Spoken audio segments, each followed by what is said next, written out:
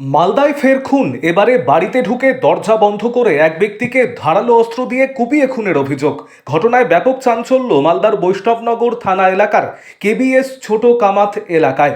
মৃত ওই ব্যক্তির নাম আতাবুর রহমান। স্থানীয় এবং পরিবার সূত্রে জানা গিয়েছে, গতকাল রাতে ওই ব্যক্তির গোঙানির আওয়াজ শুনে চিৎকার করতে শুরু করেন পরিবারের লোকজন, কিন্তু ঘরের দরজা বাইরে থেকে বন্ধ থাকায় তারা বেরোতে পারছিলেন না। ইতিমধ্যেই কোনো ক্রমে বাড়ির দরজা খুলে ভেতরে প্রবেশ করতেই দেখা যায় ওই ব্যক্তির মাথা থেকে অঝরে রক্ত ঝরছে।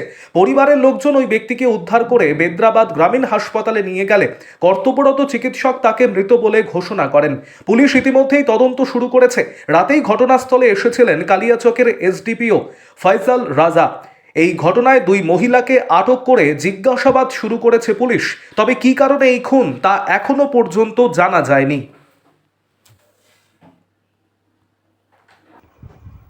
আরও আপডেট থাকতে আমাদের ভিডিও শেয়ার ও ফেসবুক পেজটিকে লাইক করে ফলো করে দিন।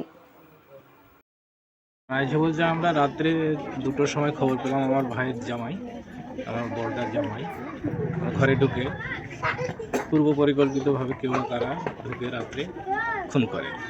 হসপিটাল নিয়ে যায়, প্রতিমধ্যে মালদা পৌঁছার পরে সে মারা যায়। পাড়া প্রতিবেশী সকলেই বেরিয়ে আসে, কিন্তু যাদের প্রতি সন্দেহ তারা কিন্তু কেউ বেরিয়ে আসে। তারা ঘরটা লাগিয়ে দেখছিল, এ করেনি।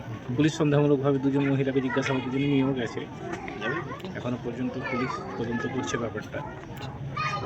আমরা চাইছি যে যারা যুক্ত এই ঘটনার সঙ্গে তাদের কঠোর থেকে কঠোর শাস্তি হবে এবং পুলিশ যেন এটা সত্য উদ্ঘাটন করে বের করতে পারে, সেটা আমি প্রশাসন। কোথায় আঘাত ছিল ওনার?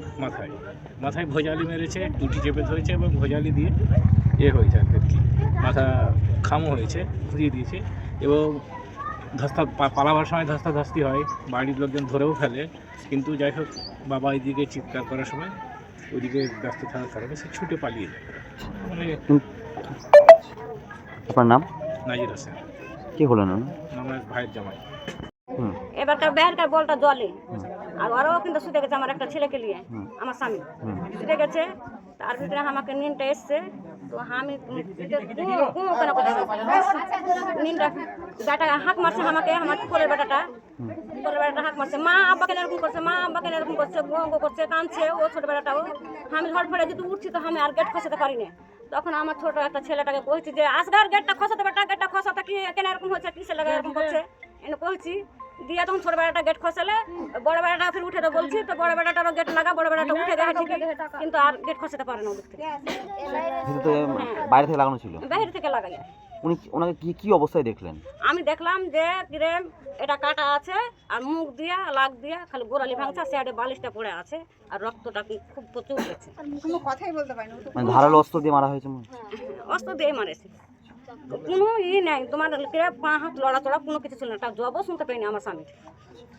বাইরের গেট খোলা ছিল না? গেট খোলাই ছিল, গেট লাগা আমরা শুতেছি, কিন্তু গেটটা খসে ছিল। যখন উঠছি কিনা তখন গেট খসা, মেল গেট। কি মনে হচ্ছে যে আততায়ী এসেছিলেন? তিনি কোনটা দিয়ে এসেছিলেন?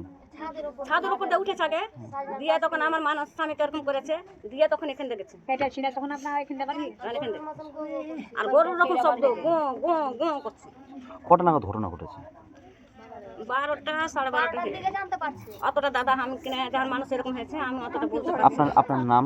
নাসিমা বিবি। যিনি মারা গেছেন তিনি কে হলেন আপনার স্বামী?